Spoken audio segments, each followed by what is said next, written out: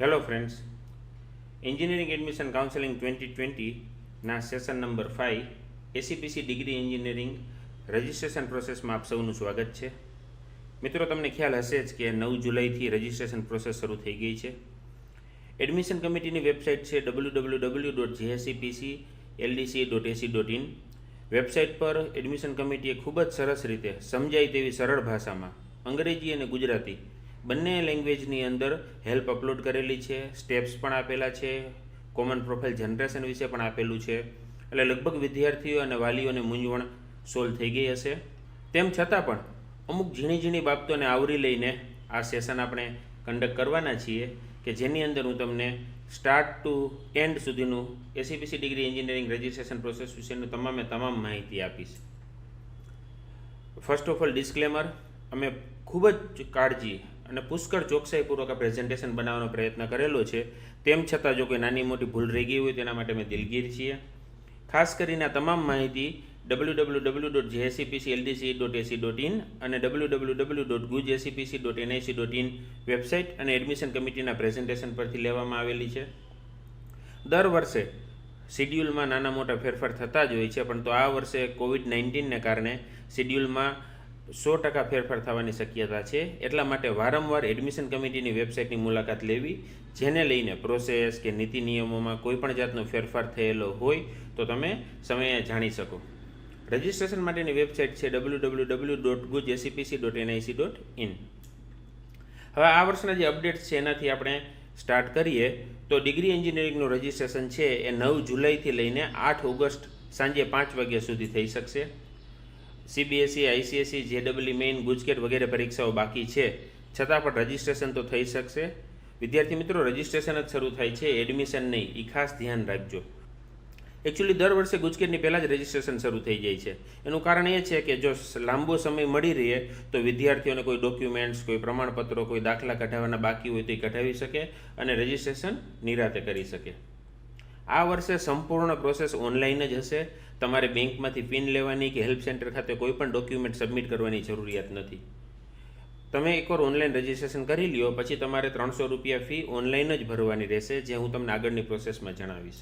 હવે આપણે સૌપ્રથમ લાયકાત એલિજિબિલિટીથી શરૂઆત કરીએ કે ભાઈ ડિગ્રી એન્જિનિયરિંગ એટલે કે BE BTECમાં કયા વિદ્યાર્થીઓ એડમિશન લઈ શકે. તો સૌપ્રથમ તો ધોરણ 12ની પરીક્ષા એક જ બોર્ડમાંથી પાસ કરેલી હોવી જોઈએ. એટલે કે 2 કે 3 વિષયો એક બોર્ડમાંથી ને બાકીના 2 કે 3 બીજા બોર્ડમાંથી પાસ કરેલા હોય તો તે ના ચાલે. ધોરણ 12ના તમામ વિષયો એક જ બોર્ડમાંથી પાસ કરેલા હોવા જોઈએ.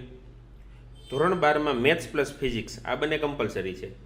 મેથ્સ પ્લસ ફિઝિક્સ અને ત્રીજા સબ્જેક્ટ તરીકે આઈધર કેમેસ્ટ્રી ઓર બાયોલોજી ઓર કમ્પ્યુટર 3 વિષયોમાં થિયરી અથવા તો થિયરી પ્લસ પ્રેક્ટિકલ સાથે ઓપન કેટેગરીના વિદ્યાર્થીએ મિનિમમ 45% મેળવેલા હોવા જોઈએ અને રિઝર્વ કેટેગરીના વિદ્યાર્થીએ મિનિમમ 40% મેળવેલા હોવા જોઈએ. અને ગુજકેટ 2020ની પરીક્ષા આપેલી હોવી જોઈએ. ગુજકેટમાં કોઈ મિનિમમ માર્ક્સનો ક્રાઇટેરિયા નથી. તમારે પોઝિટિવ માર્ક્સ આવે, નેગેટિવ માર્ક્સ આવે કે 0 માર્ક આવે, it doesn't make any difference, but you should be appeared in GUJCET examination. જો કોઈ કારણસર ગુજકેટની એક્ઝામ રદ થશે તો એડમિશન કમિટી નવા નીતિ નિયમો બહાર પાડશે અને એ પ્રમાણે એડમિશન પ્રોસેસ આગળ ચાલશે. એટલે અત્યારે રજિસ્ટ્રેશન કરાવી લેવું તો ફરજિયાત છે જ. તો જો તમે ગુજરાત બોર્ડના ઓપન કેટેગરીના વિદ્યાર્થી હો તો મેથ્સ પ્લસ ફિઝિક્સ પ્લસ કેમેસ્ટ્રી થિયરીમાં 300માંથી 135 કે વધારે થઈ જાય તો તમે એલિજિબલ છો. આ ન થાય તો મેથ્સ પ્લસ ફિઝિક્સ પ્લસ કેમેસ્ટ્રીમાં થિયરી પ્લસ પ્રેક્ટિકલમાં 400માંથી 180 કે વધારે થઈ જાય તો તમે એલિજિબલ છો. જો આ પણ ન થાય તો હવે કેમેસ્ટ્રીને બદલે કમ્પ્યુટર કન્સિડર કરીએ. મેથ્સ પ્લસ ફિઝિક્સ પ્લસ કમ્પ્યુટરમાં થિયરીમાં 300માંથી 135 કે વધારે માર્ક્સ મેળવેલા હોય તો તમે એલિજિબલ છો. જો આ પણ નથી થતા તો finally maths plus physics plus કમ્પ્યુટરમાં થિયરી પ્લસ પ્રેક્ટિકલમાં 400માંથી 180 કે વધારે માર્ક્સ મેળવેલા હોય તો એલિજિબલ છો. આ 4માંથી કોઈ પણ એક ક્રાઇટેરિયા સેટિસ્ફાય થાય એટલે તમે એલિજિબલ છો. 4 સેટિસ્ફાય કરવાની જરૂરિયાત નથી, કોઈ પણ એક. either of these if gets satisfied then you are eligible for degree engineering admission. હવે સીટ ડિસ્ટ્રીબ્યુશન વિશે જોઈએ થોડું. આ વર્ષથી સીટ ડિસ્ટ્રીબ્યુશનમાં પણ મેજર ફેરફાર છે. ફર્સ્ટ ઓફ ઓલ ગવર્મેન્ટ અને ગ્રાન્ટી નીડ કોલેજીસ એની જે 95% બેઠકો આવેલી છે એના એડમિશન એસીપીસી દ્વારા બોર્ડ પીસીએમ થિયરી પીઆરનું 60% વેઇટેજ અને ગુજકેટ પીઆરના 40% વેઇટેજના આધારે માત્ર ગુજરાતના વિદ્યાર્થીઓ માટે જ ભરવામાં આવશે, જેના માટેનું રજિસ્ટ્રેશન અત્યારે શરૂ થઈ ચૂક્યું છે. બાકીની જે 5% બેઠકો છે એ ઓલ ઇન્ડિયા સીટ્સ છે, જેના એડમિશન પણ એસીપીસી દ્વારા જ કરવામાં આવશે, પરંતુ JEE મેઇન પેપર 1 2020ના સ્કોરના આધારે. આ 5% બેઠકો ઉપર સમગ્ર ભારતના વિદ્યાર્થીઓ ભાગ લઈ શકશે, તેમાં ગુજરાતના વિદ્યાર્થીઓ પણ ભાગ લઈ શકે છે. હવે સપોઝ તમારે આ 95% અને 5% બંને બેઠકો માટે અપ્લાય કરવાનું હોય તો પણ બંને બેઠકો વચ્ચે એક જ ફોર્મ ભરવાનું રહેશે. તમારા એક જ રજિસ્ટ્રેશનમાંથી તમે બંને બેઠકોમાં ભાગ લઈ શકશો. ત્યારબાદ આવે છે self finance private colleges. Private કોલેજીસની 50% બેઠકો કે જે ગવર્મેન્ટ સીટ પ્રમાણે ઓળખાય છે. મિત્રો, નામ માત્ર ગવર્મેન્ટ સીટ છે, પણ ફી તો જે સેલ્ફ ફાઇનાન્સ કોલેજની ફી હોય એ જ લાગુ પડશે. આ બેઠકોના એડમિશન એસીપીસી દ્વારા કરવામાં આવે છે, એટલા માટેનું નામ ગવર્મેન્ટ સીટ્સ છે. ફીસ નથી અથવા ફીસ 1500 રૂપિયા જ છે એવું નથી. જે સેલ્ફ ફાઇનાન્સ કોલેજની રેગ્યુલર ફીસ હોય એ જ ફી આમાં લાગુ પડશે. આ 50% બેઠકોના એડમિશન એસીપીસી દ્વારા બોર્ડ પીસીએમ થિયરી પેરના 60% અને ગુજકેટ પીઆરના 40%ના આધારે માત્ર ગુજરાતના વિદ્યાર્થીઓ માટે કરવામાં આવશે. બાકીની 50% બેઠકો મેનેજમેન્ટ સીટ્સ તરીકે ઓળખાશે, જેના એડમિશન કોલેજ કરી શકશે, જેના માટે કોલેજ ગુજકેટ અથવા JEE મેઇન પેપર 1 અથવા કોલેજ નક્કી કરે કે અમુક પર્સન્ટેજ બેઠકો ગુજકેટના આધારે અને અમુક પર્સન્ટેજ બેઠકો JEE મેઇન પેપર 1ના આધારે, તો એ પ્રમાણે ભરવામાં આવશે. આ બેઠકો પર સમગ્ર ભારતના વિદ્યાર્થીઓ એલિજિબલ છે, જેની અંદર ગુજરાતના વિદ્યાર્થીઓ પણ આવી ગયા. એટલે તમે 3 બોક્સ જુઓ, 95%, 5% અને 50% government seats of self finance. આ ત્રણેય માટે એક જ ફોર્મ ભરવાનું રહેશે, જે અત્યારે એસીપીસી દ્વારા ભરવાનું ચાલુ છે. મેનેજમેન્ટ કોટાની બેઠકો માટે તમારે જે તે કોલેજની વેબસાઇટ પર જઈને અથવા તો જે તે કોલેજનો સંપર્ક કરીને ત્યાં અપ્લાય કરવાનું રહેશે. હવે આ ફેરફારથી મોટામાં મોટો વિદ્યાર્થીઓને ફાયદો શું થાય છે? ફર્સ્ટ ઓફ ઓલ, જો તમારા બોર્ડ્સમાં ઓછા માર્ક્સ હોય અને JEE મેઇન પેપર 1માં સારા માર્ક્સ હોય તો 5% સરકારી બેઠકો પર પણ તમે પ્રવેશ મેળવી શકો છો. ઘણીવાર વિદ્યાર્થીઓને એવું થતું કે JEEમાં સારો સ્કોર હોય પણ બોર્ડમાં નબળા સ્કોરને લીધે ગવર્મેન્ટ કોલેજીસની બેઠકો નહોતી મળતી, તો હવે મળવાની શક્યતા વધી જશે. સેકન્ડ, 50% બેઠકો જે છે એમાં ગુજકેટ અથવા JEE અથવા કોલેજ નક્કી કરે તે પ્રમાણે ભરવામાં આવશે. એટલે આમાં પણ જો બોર્ડનું રિઝલ્ટ નબળું હોય તો ઇફેક્ટ નહીં કરે. તમે ગુજકેટ અથવા JEEમાં સારું પરફોર્મ કરીને તમારી મનગમતી કોલેજમાં એડમિશન મેળવી શકશો. એટલા માટે ખાસ ગુજકેટ અને JEE મેઇન જે વિદ્યાર્થીઓ આપવાના હોય એ વિદ્યાર્થીઓએ મહેનત કરીને સારામાં સારો બેસ્ટ સ્કોર કરવાનો પ્રયત્ન કરવો જોઈએ.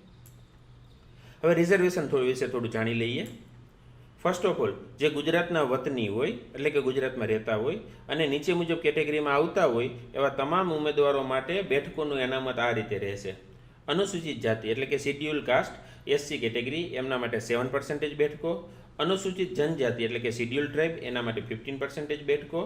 સામાજિક અને શૈક્ષણિક પછાત વર્ગો એટલે કે SCBC, એને આપણે OBC તરીકે પણ ઓળખીએ છીએ, જેની અંદર વિધવા એટલે કે વિડો અને કોઈ પણ ઓર્ફન એટલે કે અનાથ વિદ્યાર્થીઓ પણ આવી જાય છે, એના માટે 27% બેઠકો ફાળવેલી છે. અને જે SC, ST કે SCBC કોઈ પણ કેટેગરીમાં ન આવતા હોય પણ આર્થિક રીતે પછાત હોય તો આર્થિક રીતે નબળા વર્ગો માટેનું જે EWSનું રિઝર્વેશન છે એની 10% બેઠકો છે. મિત્રો, ઘણા વિદ્યાર્થીઓને ક્વેશ્ચન હોય છે કે અમે EWSમાં ભરીએ, રજિસ્ટ્રેશન કરીએ તો ઓપન કેટેગરીની બેઠકોમાં અમને લાભ મળે કે ના મળે? સૌ પ્રથમ તો તમામ કેટેગરીના વિદ્યાર્થીઓને ઓપન કેટેગરીમાંથી જ એડમિશન ફાળવવામાં આવે છે. જ્યાં સુધી ઓપન કેટેગરીની બેઠકો ના ભરાઈ જાય ત્યાં સુધી તમામ વિદ્યાર્થીઓને ઓપન કેટેગરીમાં જ એડમિશન આપવામાં આવે છે. એકવાર ઓપન કેટેગરીની બેઠકો ભરાઈ જાય પછી જે તે કેટેગરીના વિદ્યાર્થીઓને પોતાની કેટેગરીની બેઠકો પોતાની કેટેગરીની સીટ ઉપર ફાળવણી શરૂ કરવામાં આવે છે. ટૂંકમાં ઓપન કેટેગરી તો તમામ માટે લાગુ પડે જ છે. એટલે જો તમે EWSમાં હો તો ઓપન પ્લસ EWS, જો તમે SC કેટેગરીમાં હો તો ઓપન પ્લસ SC, જો તમે ST કેટેગરીમાં હો તો ઓપન પ્લસ ST, એવી રીતે લાગુ પડશે. ખાસ મિત્રો, EWS અને SCBC માત્ર સીટ રિઝર્વેશન છે, ફાઇનાન્શિયલ એડ નથી કોઈ, એટલે કે માત્ર બેઠક પર જ આરક્ષણ છે, ફીમાં કોઈ સહાય નથી. હવે સ્કોલરશિપ વિશે થોડું જોઈએ તો જે તમામ કેટેગરીના વિદ્યાર્થીઓને લાગુ પડે છે એમાં ફર્સ્ટ છે TFWS. TFWS એટલે ટ્યુશન ફી વેવિયર સ્કીમ. જે વિદ્યાર્થીના કુટુંબની કુલ વાર્ષિક આવક 8 લાખ રૂપિયા કરતાં ઓછી હોય તેમને TFWSનો લાભ મળવા પાત્ર છે.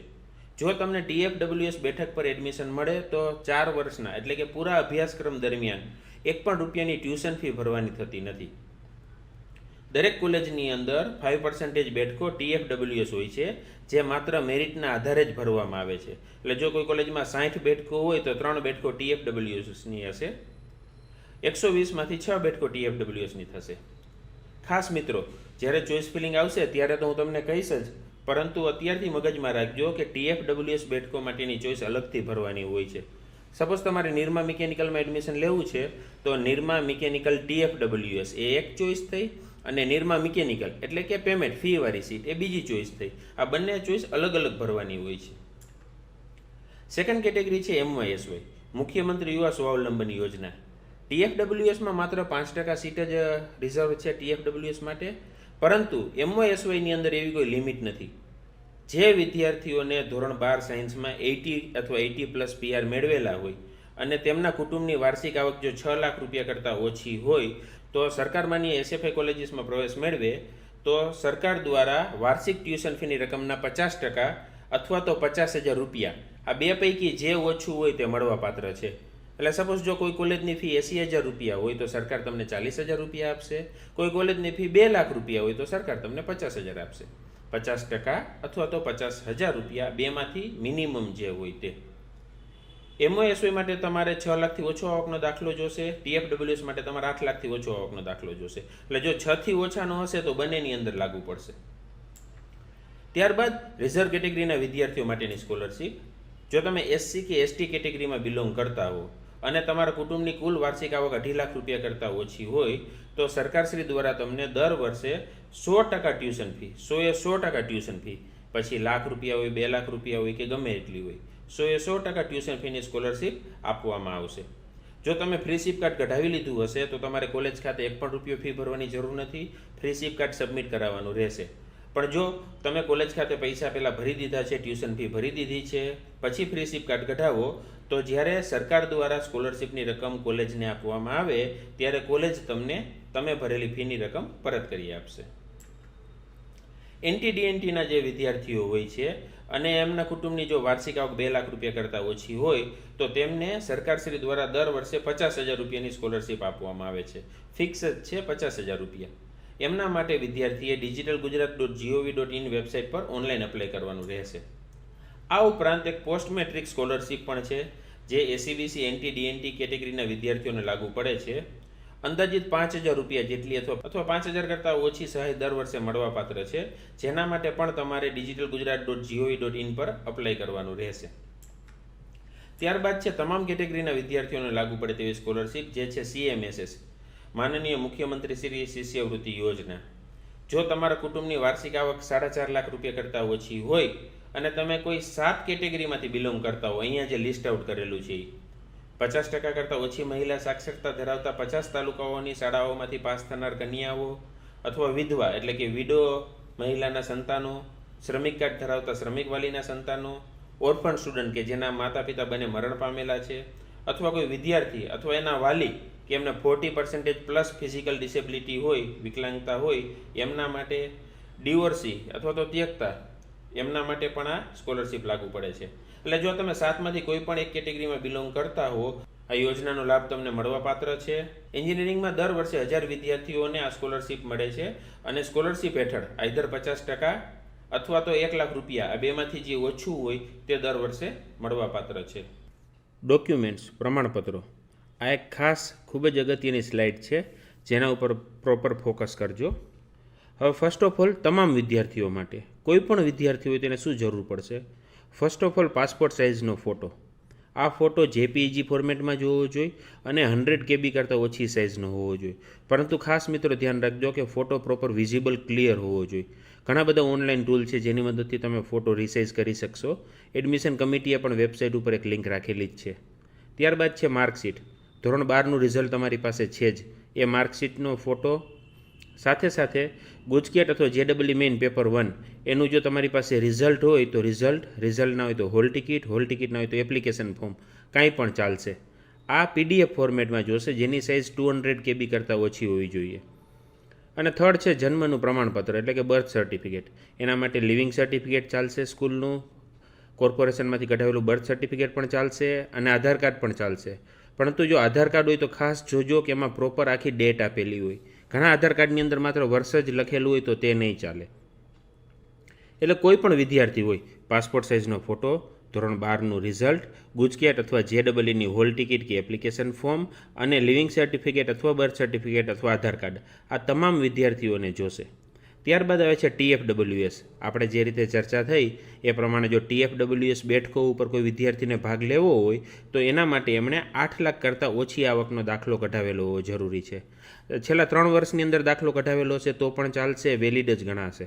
પરંતુ મિત્રો, દાખલો એકવાર આવી જાય પછી જ રજિસ્ટ્રેશન સ્ટાર્ટ કરજો, કારણ કે તમારે રજિસ્ટ્રેશનની અંદર દાખલાનો નંબર પણ નાખવાનો હશે, સર્ટિફિકેટ નંબર નાખવાનો હશે એટલા માટે. ત્યારબાદ છે MOSY. MOSY માટે અત્યારે તમારે કંઈ જોડવાનું નથી કે અત્યારે રજિસ્ટ્રેશન વખતે તમારે કંઈ આપવાનું નથી, પરંતુ એના માટે તમારે 6 લાખ કરતાં ઓછી આવકનો દાખલો જોશે, જે એકવાર કોલેજ શરૂ થઈ જાય પછી સરકાર જાહેર કરશે કે હવે MOSY માટેના ફોર્મ ભરવાની આ તારીખો છે, ત્યારે તમારે એના માટે ઓનલાઈન એપ્લિકેશન કરવાની હશે. ત્યારબાદ જો કોઈ વિદ્યાર્થી રિઝર્વ કેટેગરી એટલે કે SCBC, SC કે STમાં બિલોંગ કરતા હોય તો એમના માટે જાતિનું પ્રમાણપત્ર જોશે. જો તમે SCBC કેટેગરીના વિદ્યાર્થી હોય તો ખાસ તમારે નોન ક્રિમિલેયર સર્ટિફિકેટ જોશે, જે પરિશિષ્ટ 4 તરીકે ઓળખાય છે, અને માત્ર ગુજરાતીમાં જ જોશે, ઇંગ્લિશમાં નહીં ચાલે, ફરજિયાત ગુજરાતીમાં જોશે. SCBC સિવાયની કોઈ પણ કેટેગરીના વિદ્યાર્થીઓએ નોન ક્રિમિલેયર સર્ટિફિકેટની જરૂરિયાત નથી, માત્ર SCBC કેટેગરીના વિદ્યાર્થીઓ માટે જ આ જરૂરી છે. ત્યારબાદ જો તમે કોઈ પણ રિઝર્વ કેટેગરીમાં ના આવતા હો, SCBC, SC કે STમાં ના આવતા હો અને ઓછી આવક હોય તમારે, તો EWSનો તમે ફાયદો લઈ શકો છો. EWS એટલે ઇકોનોમિકલી વીકર સેક્શન, એટલે કે આર્થિક રીતે નબળા વર્ગમાં સમાવેશ થતા હોય તો એનું પ્રમાણપત્ર જે એનેક્સર એ છે. આ બધા પ્રમાણપત્રના નમૂના SCPCની વેબસાઇટ ઉપર આપેલા જ છે. ત્યારબાદ જો તમે ફિઝિકલ હેન્ડીકેપ હો એટલે કે 45% અથવા એના કરતાં વધારે વિકલાંગતા હોય તો તમારે જિલ્લાના સિવિલ સર્જન દ્વારા નિયત કરેલા ડ્રાફ્ટ પ્રમાણે જ પ્રમાણપત્ર જોડવાનું રહેશે. અને જો તમારા પેરેન્ટ્સ એટલે કે માતા કે પિતા ઇન સર્વિસમેન હોય અથવા તો એક્સ સર્વિસમેન હોય તો એનું પ્રમાણપત્ર લેવાનું રહેશે, જે જિલ્લા સૈનિક અધિકારી અથવા કમાન્ડિંગ ઓફિસર પાસેથી મળશે. આ જે TFWS, MOSY જાતિનું પ્રમાણપત્ર, SCBC, EWS છે એ તમે જનસેવા કેન્દ્ર, મામલતદાર, DDO, TDO, ડિસ્ટ્રિક્ટ કલેક્ટર વગેરે જગ્યાએથી મેળવી શકશો. તલાટીનું નહીં ચાલે, ફોર્મ 16 નહીં ચાલે, કોર્પોરેટર દ્વારા લખાયેલો દાખલો નહીં ચાલે, સરપંચ દ્વારા કાઢી આપવામાં આવેલો દાખલો નહીં ચાલે, ઇન્કમટેક્સ રિટર્ન નહીં ચાલે. માત્ર ને માત્ર અહીંયા જે ઓફિસીસ લખેલી છે સરકારી કચેરીઓ, એમની પાસેથી કઢાવેલ પ્રમાણપત્ર જ જોશે, અને એ પણ નિયત ફોર્મેટમાં છે. આ દરેક પ્રમાણપત્રની અંદર સર્ટિફિકેટ નંબર અથવા તો પ્રમાણપત્ર ક્રમાંક આપેલો હશે, એ તમારે રજિસ્ટ્રેશન વખતે એન્ટર કરવાનો રહેશે. વન્સ અગેન મિત્રો, જ્યાં સુધી બધા ડોક્યુમેન્ટ ભેગા ન થઈ જાય, બધાની પ્રોપર PDF ફાઇલ બની ન જાય, ફોટાની JPG ફાઇલ ન બની જાય, ત્યાં સુધી રજિસ્ટ્રેશન સ્ટાર્ટ કરતા નહીં, કારણ કે નહીંતર તમે વચ્ચે અટકશો અને કારણ વગરની રજિસ્ટ્રેશનમાં મિસ્ટેક થવાની શક્યતા છે. ફરીથી એકવાર કહું છું કે MOSY માટે અત્યારે કોઈ પ્રોસેસ કરવાની નથી. એકવાર કોલેજ સ્ટાર્ટ થઈ જશે પછી જ તમારે પ્રોસેસ કરવાની આવશે. હવે રજિસ્ટ્રેશન વિશે આપણે જોઈએ તો ઓનલાઈન રજિસ્ટ્રેશન 9 જુલાઈથી 8 ઓગસ્ટ સુધી થઈ શકશે. 8 ઓગસ્ટે સાંજે 5 વાગ્યા સુધી, એટલે કે આપણે છેલ્લી તારીખ સુધી રાહ જોવાને બદલે જુલાઈ મંથની અંદર જ રજિસ્ટ્રેશન થઈ જાય એના માટેના પ્રયત્ન કરવાના રહેશે. રજિસ્ટ્રેશન 6 સ્ટેપમાં ડિવાઈડ થયેલું છે. ફર્સ્ટ, એડવર્ટાઇઝમેન્ટ જે છે એ ગઈકાલના ન્યૂઝપેપરમાં ઓલરેડી આવી ચૂકેલી છે, ઇંગ્લિશ અને ગુજરાતી બંનેમાં આવેલી હતી. તમે જો ન વાંચેલી હોય તો એડમિશન કમિટીની વેબસાઇટ ઉપર પણ અવેલેબલ છે, ત્યાંથી તમે જોઈ શકશો. હવે ઓનલાઈન રજિસ્ટ્રેશન માટે તમારે www.gujscpc.nic.in પર જઈને રજિસ્ટ્રેશન કરવાનું રહેશે. ઓનલાઈન રજિસ્ટ્રેશન માટે પહેલાં તો જે રજિસ્ટ્રેશન ફોર્મ છે એ ફિલ કરવાનું રહેશે. ત્યારબાદ તમારા રિક્વાયર્ડ ડોક્યુમેન્ટ્સ એટલે કે તમને જે લાગુ પડતા હોય એ પ્રમાણપત્રો તમારે અપલોડ કરવાના રહેશે. ત્યારબાદ ઓનલાઈન તમારે ફીસ પે કરવાની રહેશે. Credit card, debit card, net banking, Paytm, ભીમ UPI ઇન્ટરફેસ કોઈ પણની મદદથી તમે પે કરી શકશો. અને ફાઇનલી તમારે રજિસ્ટ્રેશન કન્ફર્મ કરવાનું રહેશે. ખાસ મિત્રો, એક ખાસ અગત્યની સૂચના છે કે મોબાઈલ દ્વારા રજિસ્ટ્રેશન ના કરતા, કારણ કે મોબાઈલની અંદર ઘણા ફિલ્ડ નહીં દેખાય, તમે ટિક કરતાં ભૂલી જશો, તમારું રજિસ્ટ્રેશન અધૂરું રહી જશે અને છેલ્લે કેન્સલ થઈ જાય એવું પણ બને. માટે માત્ર ને માત્ર કોમ્પ્યુટરમાંથી જ રજિસ્ટ્રેશન કરજો. બીજું મિત્રો, લગભગ છે ને એડમિશન કમિટીને બધા જો કોર્સિસ ગણીએ તો 1 લાખ કરતાં વધારે રજિસ્ટ્રેશન આવે છે. એટલે આમાં જો 5-10 હજાર વિદ્યાર્થીઓ પણ ભૂલ કરે તો એડમિશન કમિટી કેટલાને જવાબ આપે? એટલા જ માટે એડમિશન કમિટીનો ફોન પણ વારંવાર એંગેજ આવશે. કદાચ તમે ઈમેલ કરો તો સમયસર તમને જવાબ પણ ના આપી શકે. એટલા માટે આપણે ખાસ ચોકસાઈ, તકેદારી રાખવાની છે. આપણે આપણું એકનું જ રજિસ્ટ્રેશન કરવાનું છે. તો દરેક વસ્તુ, દરેક ફિલ્ડ, દરેક મેટર શાંતિથી વાંચીએ, સમજીએ, નો આઈડિયા આવે તો કોઈને પણ પૂછી લઈએ અને ત્યારબાદ જ રજિસ્ટ્રેશન કરીએ. બીજું એક અગત્યનો પોઈન્ટ, કોઈ પણ મિત્રને કે ભાઈબંધને કે અન્ય વ્યક્તિને રજિસ્ટ્રેશન માટેનું આપી ના દેવા. રજિસ્ટ્રેશન જાતે જ કરવાનો આગ્રહ રાખવો. હવે આપણે રજિસ્ટ્રેશનના સ્ટેપ જોઈએ તો દરેક વસ્તુ તમને સ્ક્રીનશોટ સાથે સમજાવીશ, જેને લીધે તમને સરળતાથી આઈડિયા આવી જાય.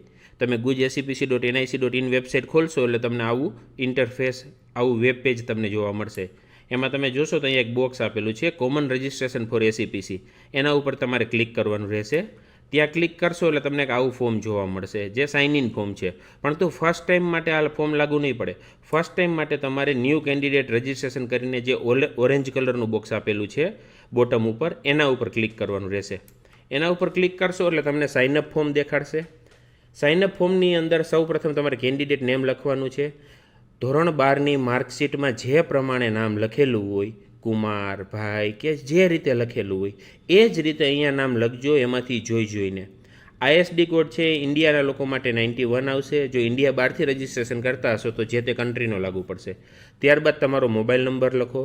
ઘણીવાર વિદ્યાર્થીઓ મોબાઈલ નંબર ટાઈપિંગમાં પણ ભૂલ કરે છે, એટલે ખાસ 2 વાર ચોકસાઈપૂર્વક વેરિફિકેશન કરો, કારણ કે આ જ મોબાઈલ નંબર ઉપર ઓટીપી આવશે અને આગળ ઉપર કામમાં આવશે. ત્યારબાદ તમારું ઈમેલ એડ્રેસ એન્ટર કરો. પછી તમારે યુઝર આઈડી ચૂઝ કરવાનું છે.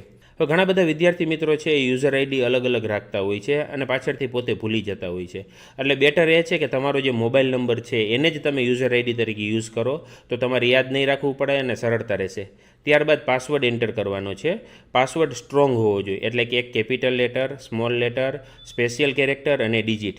એટલે જનરલી સપોઝ તમારું નામ રાજ હોય અને તમારી બર્થ ડેટ 20 હોય તો હું એવું સજેસ્ટ કરીશ કે રાજમાં આર કેપિટલ, RAJ@20. તો આ તમારા માટે સરળ થઈ જશે યાદ રાખવો અને પાસવર્ડના બધા રૂલ્સ પણ સેટિસ્ફાઈ થશે. ત્યારબાદ તમારે સિક્યુરિટી પિન લખવાનો છે, જે બાજુમાં આપેલો જ છે, ગ્રે બોક્સની અંદર બ્લુ કલરથી લખેલો છે. કેપિટલ સ્મોલનું અહીંયા ધ્યાન રાખવાનું છે. કોઈ કારણસર જો તમારે સાચું એન્ટર ના થાય તો બાજુમાં રિફ્રેશનું બટન આપેલું છે, તમે પ્રેસ કરશો તો તમને નવો સિક્યુરિટી પિન ત્યાં દેખાડશે. એટલે એકવાર કેન્ડિડેટનું નામ, ISD code, mobile number, email ID, user ID અને પાસવર્ડ એન્ટર થઈ જાય પછી એને વેરીફાઈ કરીને સબમિટ બટન પ્રેસ કરવાનું રહેશે. તમે સબમિટ બટન પ્રેસ કરશો એટલે તમને 3 ડિટેલ પાછી દેખાડશે, કેન્ડિડેટ નેમ, મોબાઈલ નંબર અને ઈમેલ આઈડી. અહીંયા મેં પ્રાઇવસીના રીઝનથી આ ત્રણેય હાઇડ કરેલા છે, જે વિદ્યાર્થીનું રજિસ્ટ્રેશન કરેલું છે એનું. પરંતુ મિત્રો ખાસ ફરીથી એકવાર આ ચેક કરી લ્યો, આપણે એન્ટર કરેલું છે સાચું જ છે એવું માનવાની જરૂર નથી. જો ઓકે હોય તો તમે ફાઇનલ સબમિટ બટન પર ક્લિક કરો. જો ફેરફાર કરવો હોય તો તમે એડિટ પર ક્લિક કરો. એકવાર ફાઇનલ સબમિટ પર ક્લિક કરશો એટલે તમારા મોબાઈલની અંદર ઓટીપી આવશે. ઓટીપી માટેનું ફોર્મ કંઈક આવું છે. મોબાઈલની અંદર જેવો ઓટીપી આવે એવો તરત જ તમે અહીંયા ઓટીપી એન્ટર કરી દો. ઘણીવાર પેરેલલમાં એકસાથે ઘણા વિદ્યાર્થીઓ રજિસ્ટર કરતા હોવાથી ઓટીપી આવવામાં 10, 15, 20, 25 સેકન્ડ જેવો સમય પણ જતો હોય છે. એટલે 1 મિનિટ માટે ધીરજ રાખવી અને જો 1 મિનિટની અંદર ઓટીપી ન આવે તો રીસેન્ડ ઓટીપીનું બટન ફરીથી પ્રેસ કરવું અને નીચે જે ગ્રે બોક્સમાં બ્લુ કલરનો સિક્યુરિટી પિન દેખાડેલો છે એ ફરીથી એન્ટર કરવું અને verify and final submit button પર પ્રેસ કરવું. એવું કરશો એટલે તમારું રજિસ્ટ્રેશનનું પ્રથમ સ્ટેપ પૂરું થયું છે. ખાસ યાદ રાખજો મિત્રો, આખું રજિસ્ટ્રેશન નથી થઈ ગયું, ખાલી તમારું just username, password, mobile number અને નામનું રજિસ્ટ્રેશન થયું છે. એટલે હવે તમે અહીંયા ક્લિક કરશો, click two login and complete profile, એટલે તમને પાછી લોગિન સ્ક્રીન દેખાડશે. હવે અહીંયા તમે જે યુઝર આઈડી એન્ટર કરેલો છે, જે જનરલી મોબાઈલ નંબર હોઈ શકે છે, એ અને પાસવર્ડ અને સિક્યુરિટી પિન નાખીને સાઇન ઇન બટન પર ક્લિક કરશો એટલે તમને તમારા ડેશબોર્ડ દેખાડશે. આ તમારા લોગિનનું ડેશબોર્ડ છે. તમે અહીંયા જોશો તો તમને તમારું નેમ અને યુઝર આઈડી દેખાતા હશે. તમારે પાસવર્ડ ચેન્જ કરવો હોય તો અહીંયાથી કરી શકશો અને કોઈ પણ ટાઈમે તમારું કામ પૂરું કરો એટલે અહીંયા લોગઆઉટ કરવાનું ભૂલવાનું નહીં. હવે તમને અહીંયા BTech કાઉન્સેલિંગ 2020 અત્યારે દેખાડે છે. આ જ પોર્ટલમાંથી પછી આર્કિટેક્ચર, ફાર્મસી એ બધું ઓપન થશે, પણ તો અત્યારે માત્ર BEનું ઓપન છે એટલે તમને BTech દેખાડે છે. ઘણા વિદ્યાર્થીઓનો પ્રશ્ન હોય છે, સર BE ને BTechમાં શું ડિફરન્સ છે? BE વધારે સારું કે BTech વધારે સારું? મિત્રો, ભારત અને ઇન્ડિયામાં શું તફાવત છે? એટલો જ તફાવત BE ને BTechમાં છે. જે સ્ટેટ યુનિવર્સિટી હશે, જે સરકાર દ્વારા ચલાવવામાં આવતી હશે, જેવી કે GTU, RTU, VTU, તો એ બધા BEની ડિગ્રી આપશે અને જે સ્ટેટ પ્રાઇવેટ યુનિવર્સિટી હશે એ બધા BTechની ડિગ્રી આપશે. ખાલી ટેકનિકલ ડિફરન્સ જ છે, બીજો કોઈ ડિફરન્સ નથી.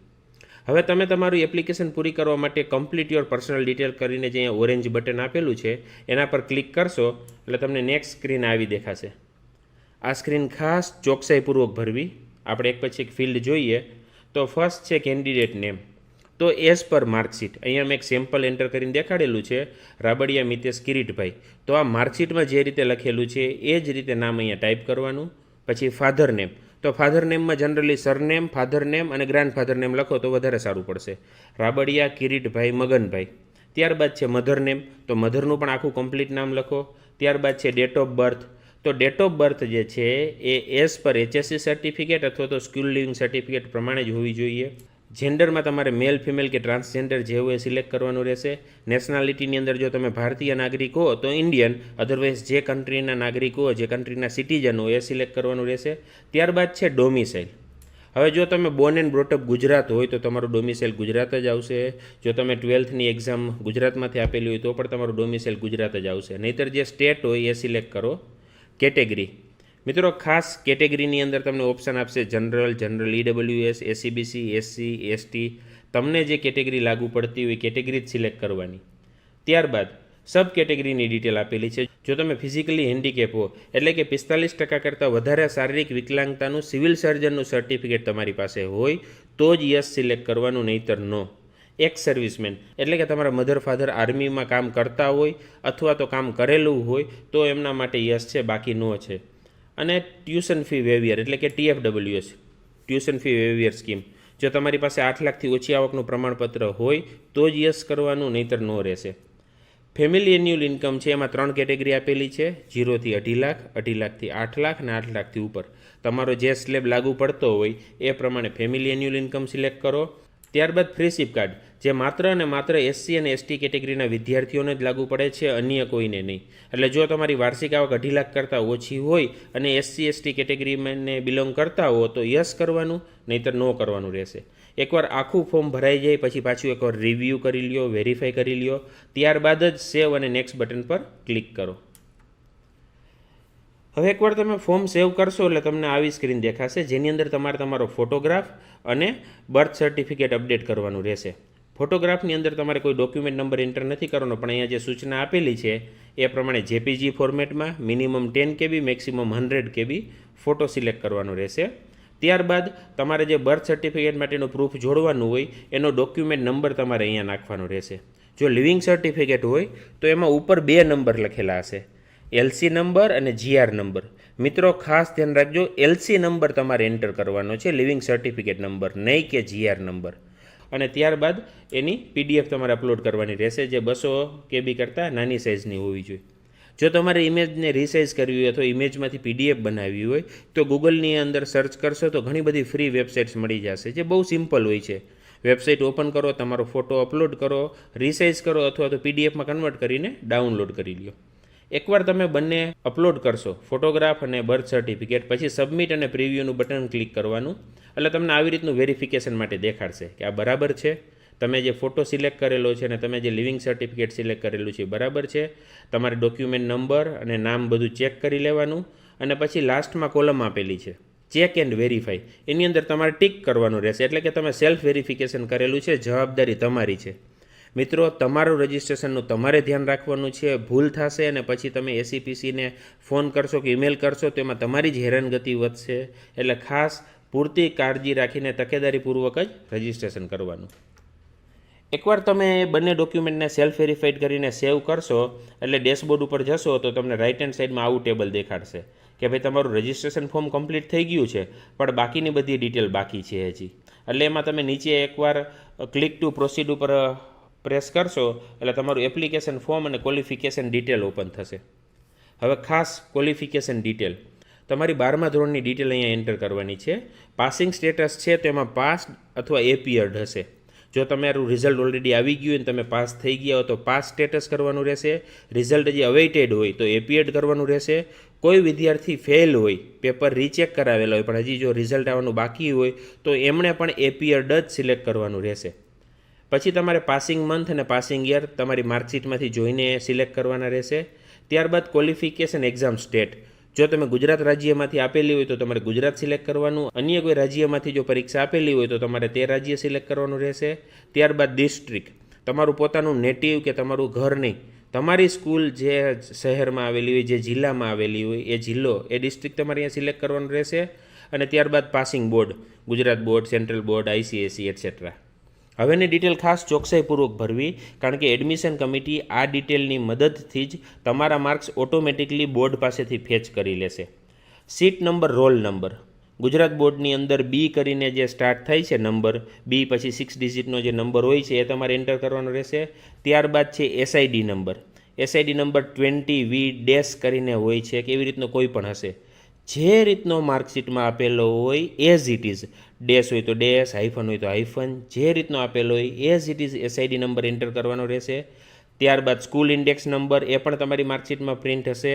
અને તમારી સ્કૂલનું નામ. જો મિત્રો આ ડિટેલ ખોટી ભરશો તો બોર્ડની વેબસાઇટમાંથી ઓટોમેટિકલી એડમિશન કમિટી તમારા માર્ક્સ નહીં મેળવી શકે, તો તમારે મેન્યુઅલ પ્રોસેસ કરવી પડશે. એટલે બેટર છે કે આ ડિટેલ તમે 2 વાર વેરીફાઈ કરો, પછી જ સેવ એન્ડ નેક્સ્ટનું બટન ક્લિક કરો. ત્યારબાદ તમારે કોમ્પિટિટિવ એક્ઝામની ડિટેલ ભરવાની આવશે. જો તમે ગુજકેટ આપેલી હોય તો ગુજકેટની અંદર ટીક રાખો, જેડબલ્યુ હોય તો એની અંદર ટીક રાખો, બંને એક્ઝામ આપેલી હોય તો બંનેમાં ટીક રાખો. ગુજકેટની અંદર તમારે માત્ર GUJCET application number and name of candidate as per GUJCET exam જ એન્ટર કરવાનું છે, બીજું કાંઈ એન્ટર કરવાનું નથી. તમે જ્યારે ગુજકેટ માટે રજિસ્ટ્રેશન કરાવેલું છે ત્યારે તમને એક એપ્લિકેશન નંબર આપવામાં આવેલો હશે સ્કૂલમાંથી, એ એપ્લિકેશન નંબર જ અહીંયા એન્ટર કરવાનો રહેશે. એ જ રીતે જો તમે જેડબલ્યુ મેઇનની એક્ઝામ આપેલી હોય તો જેડબલ્યુ મેઇનનો એપ્લિકેશન નંબર અને એની અંદર જે નામ તમે લખેલું એ લખવાનું રહેશે. ખાસ મિત્રો અહીંયા તમારે ગુજકેટ અથવા જેડબલ્યુ 2020ની જ ડિટેલ એન્ટર કરવાની છે, 2019ની કે જૂની કોઈ એન્ટર કરવાની નથી. જો તમારે ગુજકેટનું એપ્લિકેશન ફોર્મ ડાઉનલોડ કરવું હોય તો તમે gujaket.gseb.org પરથી ડાઉનલોડ કરી શકશો. હવે તમારે ડોક્યુમેન્ટ અપલોડ કરવાના રહેશે. અહીંયા મેં તમને બધા પ્રકારના ડોક્યુમેન્ટ દર્શાવેલા છે, પણ તમારે લોગિનની અંદર બધા પ્રકારના ડોક્યુમેન્ટ નહીં દેખાડે. તમારે જે લાગુ પડતું હશે, જે કેટેગરી હશે કે જે સબ કેટેગરી હશે, એ જ પ્રમાણના ડોક્યુમેન્ટ તમારે અપલોડ કરવાના રહેશે. સપોઝ જો કોઈ વિદ્યાર્થી ઓપન કેટેગરીનો હશે અને એને TFWSમાં કે EWSમાં સેમાય ભાગ નહીં લેવો હોય તો એને માત્ર એક જ વસ્તુ દેખાશે, 12th માર્કશીટ સર્ટિફિકેટ, બીજું કાંઈ નહીં દેખાય. અહીંયા જે સ્ક્રીનમાં મેં દેખાડેલા છે હું તમને સ્ટેપ બાય સ્ટેપ એક્સપ્લેન કરું તો ફર્સ્ટ કેટેગરી સર્ટિફિકેટ, એટલે કે SCBC SC ST કેટેગરીના વિદ્યાર્થીઓ હોય એમણે સર્ટિફિકેટ નંબર અથવા પ્રમાણપત્ર ક્રમાંક એન્ટર કરવાનો રહેશે અને એની PDF અપલોડ કરવાની. જો તમે પર્સન વિથ ડિસેબિલિટી હોય એટલે કે PWD, શારીરિક વિકલાંગતા, તો એ સર્ટિફિકેટ સેકન્ડ નંબર ઉપર અપલોડ કરવાનું રહેશે. ત્યારબાદ 12થની માર્કશીટ જે દરેક વિદ્યાર્થી અપલોડ કરવાની રહેશે. જો તમે TFWS માટે ટીક કરેલું હોય તો તમારે ઓછી આવકનો દાખલો ઇન્કમ સર્ટિફિકેટમાં અપલોડ કરવાનો રહેશે. જો તમે સર્વિસમેનના સન કે ડોટર હો તો WESM working or x servicemen કેટેગરીની અંદર તમારે ડોક્યુમેન્ટ અપલોડ કરવાનું રહેશે. અને જો તમે SC ST કેટેગરીમાં બિલોંગ કરતા હો અને તમારી પાસે ફ્રીશીપ કાર્ડ હોય તો ફ્રીશીપ કાર્ડ સર્ટિફિકેટની અંદર તમારે એ અપલોડ કરવાનું રહેશે. જો તમારી પાસે હજી ફ્રીશીપ કાર્ડ ન હોય તો તમે SC STનો દાખલો પણ અહીંયા અપલોડ કરી શકો છો. મિત્રો ખાસ વન્સ અગેન આ બધા ડોક્યુમેન્ટ નંબર ચેક કરો, અપલોડ કરેલી ફાઇલ ચેક કરો અને પછી જ આગળ પ્રોસેસ કરો. એકવાર તમે બધા ડોક્યુમેન્ટ અપલોડ કરી દો અને પછી ડેશબોર્ડની અંદર આવશો એટલે તમારે પે રજિસ્ટ્રેશન ફી સિવાયના તમામ સ્ટેપ છે એ કમ્પ્લીટેડ ગ્રીન કલરમાં દેખાડવા માંડશે. માત્ર પે રજિસ્ટ્રેશન ફી એક જ રેડ કલરમાં ઇનકમ્પ્લીટ દેખાશે. ત્યારબાદ તમે પે રજિસ્ટ્રેશન ફી ઉપર ક્લિક કરશો એટલે બિલ ડેસ્કની મદદથી તમને પેમેન્ટ ગેટવે ઉપર ડાયવર્ટ કરશે અને ત્યાં તમને જે અનુકૂળ આવે, credit card, debit card, net banking, ભીમ એપ, UPI કોઈ પણ રીતે તમે પેમેન્ટ કરશો પછી 15 થી 20 સેકન્ડની અંદર એ જે બિલ ડેસ્કની વેબસાઇટ છે એ તમને પાછું એડમિશન કમિટીની વેબસાઇટ એટલે કે gujspc.nic.in પર રીડાયરેક્ટ કરશે. ત્યારે તમને આવી સ્ક્રીન દેખાશે. આ સ્ક્રીન દેખાય એટલે સમજી લેવાનું કે તમારું રજિસ્ટ્રેશન 100% કમ્પ્લીટ થઈ ગયું છે. હવે તમારે રજિસ્ટ્રેશનમાં કાંઈ કરવાનું નથી, પરંતુ અવેલેબલ સર્વિસની અંદર તમે લેફ્ટ સાઈડમાં જોશો તો અવેલેબલ સર્વિસનું એક બોક્સ છે. એમાં ફર્સ્ટ છે કેન્ડિડેટ પ્રોફાઇલ. ત્યાં કેન્ડિડેટ પ્રોફાઇલ પર ક્લિક કરીને તમે નીચે પ્રિન્ટ બટન ઉપર આવશો એટલે તમને આવી રીતનું તમારું રજિસ્ટ્રેશન ફોર્મ દેખાડશે. મિત્રો ખાસ આની 2 થી 3 પ્રિન્ટ કાઢી લેવી અથવા ફોટોકોપી કરાવી લેવી, કારણ કે આ તમારે કોલેજ ખાતે પણ આપવાની જરૂર પડશે અને ભવિષ્યમાં જો કોઈ પ્રોબ્લેમ થશે તો ત્યારે તમારે રજૂ કરવાનું રહેશે. મિત્રો લાસ્ટમાં વાંચશો તો ઇમ્પોર્ટન્ટ મેસેજ છે. Choice filling or modification for round 1 will be available on 22 August. એટલે કે 22 ઓગસ્ટ સુધી હવે તમારે કાંઈ કરવાનું નથી, માત્ર ગુજકેટની તૈયારી કરવાની છે. હા, આ સમય દરમિયાન ચોક્કસ તમે બ્રાન્ચ અને કોલેજ સિલેક્ટ કરી શકો છો. બ્રાન્ચ સિલેક્શન માટેનો અમારો વિડીયો યુટ્યુબની ચેનલ પર અવેલેબલ છે જ, જે જોઈને તમે ડિસાઇડ કરી શકશો કે કઈ બ્રાન્ચ તમને અનુકૂળ છે. એવી જ રીતે ટૂંક સમયમાં અમે કોલેજ સિલેક્શનનો વિડીયો પણ રિલીઝ કરશી, જેની મદદથી તમે કોલેજ પણ સિલેક્ટ કરી શકો. So that's it from my side. Once again I am repeating કે રજિસ્ટ્રેશન પ્રોસેસ બહુ ઇમ્પોર્ટન્ટ છે. જો એમાં કોઈ ભૂલ થશે તો તમારે ખોટી હેરાનગતિ થશે, સમય બગડશે, ફોન કરવા પડશે એવું પણ બનશે. એટલા માટે ધીરજપૂર્વક શાંતિથી તમે રજિસ્ટ્રેશન કરો.